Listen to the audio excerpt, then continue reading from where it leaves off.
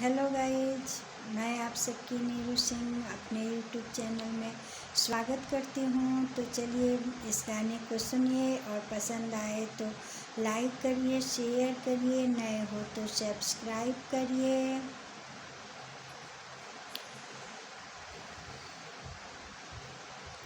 ए सासू जीव के जंजाल भैलू हमारा, ए सासू जीव के जंजाल भैलू हमारा।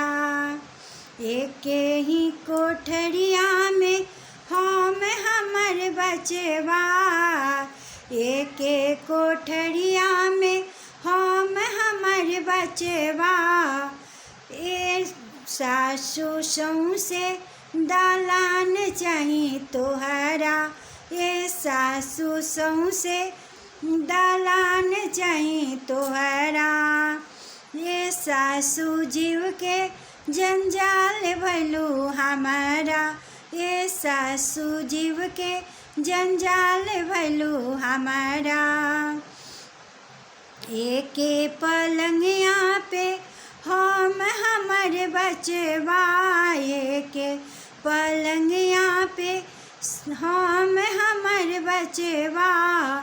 ये सासू सौंसे पलंग चाही तोहरा, ये सासू सौंसे पलंग चाही तोहरा।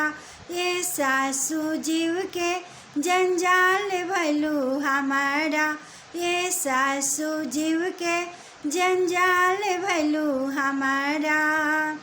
एक गो रोटिया में हम हमर बचवा, एक गो रोटिया में हम हमर बचवा।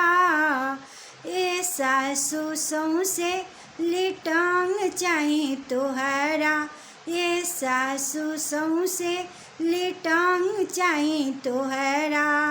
ये सासू जीव के जंजाल भैलू हमारा, ये सासू जीव के जंजाल भैलू हमारा।